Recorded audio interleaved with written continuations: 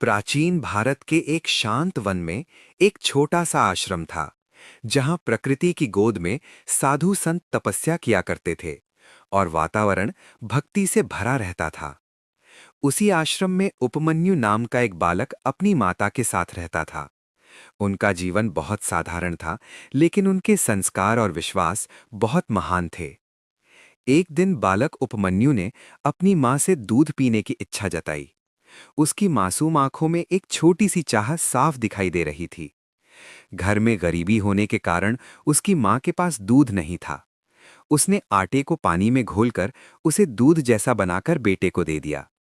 जैसे ही उपमन्यु ने उसे पिया, उसे समझ आ गया कि ये असली दूध नहीं है।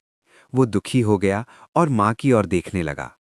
मां ने प्रेम से समझाया कि सच्चे मन से भगवान शिव की भक्ति करने से हर इच्छा पूरी होती है और भगवान अपने भक्तों की सहायता अवश्य करते हैं। मां की बात सुनकर उपमन्यु ने निश्चय किया कि वो भगवान शिव को प्रसन्न करेगा और वो अकेला ही जंगल की ओर चल पड़ा। घने वन में एक विशाल वृक्ष के नीचे बैठकर उसने आंखें बंद कीं और पूरे मन से भगवान शिव का ध्यान और मंत्र जाप शुरू कर दिया। दिन बीतते गए, मौसम बदलते रहे, लेकिन उपमन्यु की तपस्या अडिग रही।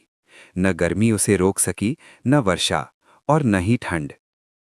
उसकी कठोर तपस्या से तीनों लोकों में कंपन होने लगा और देवता भी उसकी भक्ति से आश्चर्यचकित हो उठे। भगवान शिव ने अपने भक्त की परीक्षा लेने का विचार किया और एक साधु का रूप धारण कर पृथ्वी पर आए। साधु के रूप में वे उपमन्यु के सामने प्रकट हुए और उसकी तपस्या को ध्यान से देखने लगे।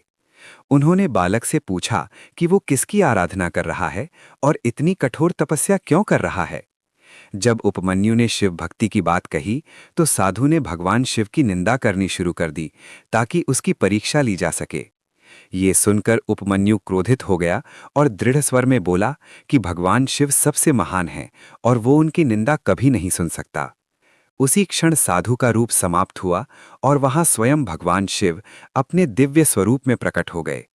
भगवान शिव के साथ माता पार्वती भी प्रकट हुईं और पूरा वन दिव्य प्रकाश से भर गया। उपमन्यु भावुक होकर भगवान के चरणों में गिर पड़ा और उसकी आंखों से भक्ति के आंसू बहने लगे। भगवान शिव ने प्रसन्न होकर उसे आशीर्वाद दिया और कहा कि उसकी भक्ति सदा संसार में उदाहरण बनेगी। समय बीतने पर उपमन्यु एक महान ऋषि बना और उसने लोगों को सच्ची भक्ति और विश्वास का मार्ग दिखाया।